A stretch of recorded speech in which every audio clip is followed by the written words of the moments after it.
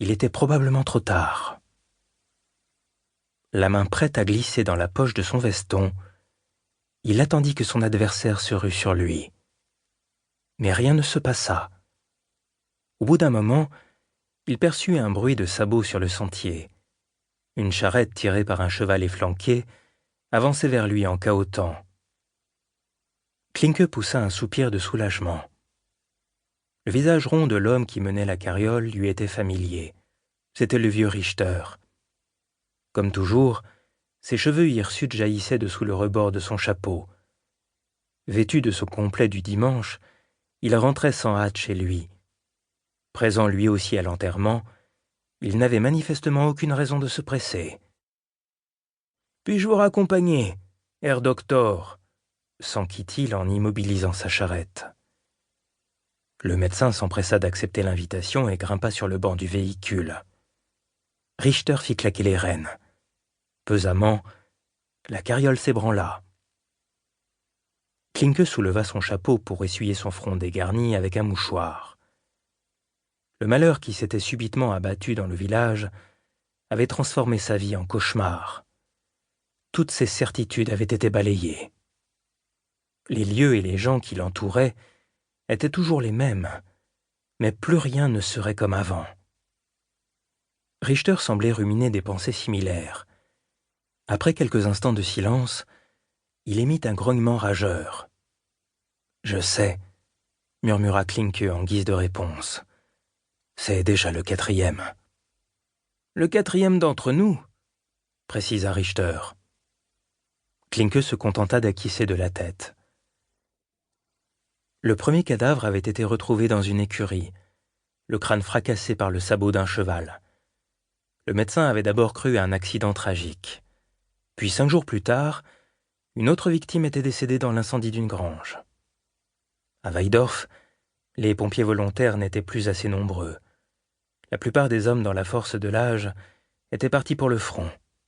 S'ils n'étaient pas tombés pour Adolf Hitler, ils étaient portés disparus ou croupissaient dans un camp de prisonniers alliés. Tous les habitants du village avaient donc accouru pour combattre le feu. Seule une personne avait manqué à l'appel, le propriétaire de la grange. Au bout de quelques heures, on avait retrouvé son corps calciné dans les débris fumants du bâtiment. Dès le lendemain, le bruit avait circulé dans le bourg que ces décès avaient quelque chose d'étrange. Les 2 suivants avaient confirmé la rumeur. Le 3e défunt s'était empalé sur une faux, et le villageois qu'on venait d'enterrer avait eu la gorge tranchée.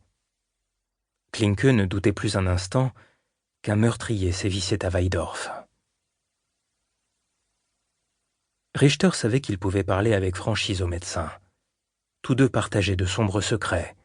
« Ce salopard ne prend même plus la peine de maquiller ses crimes » marmonna-t-il d'un ton rageur. « Maintenant il zigouille tranquillement nos gens en toute impunité. Est-ce vous qui avez ordonné que le cercueil reste fermé à l'église, Herr Doktor ?» Klinke opina. « Que pouvais-je faire d'autre ?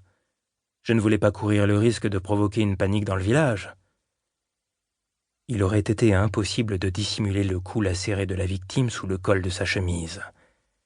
La vue de cette plaie béante avait hanté Klinke ces derniers jours. Une atroce paire de lèvres qui lui avait jeté un sourire railleur durant tout le temps où il avait examiné le cadavre. « C'est exactement ce que cherche le meurtrier, » reprit le médecin. « Il veut semer la peur parmi nous.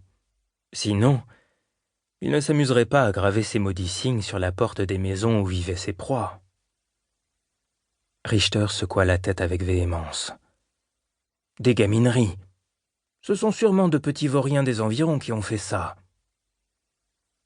Lorsque Klinke était allé présenter ses condoléances à la famille de la première victime, il avait remarqué un symbole gravé sur la porte de l'habitation. Comme le signe grossièrement sculpté n'avait aucun sens au premier regard, il n'avait guère prêté attention.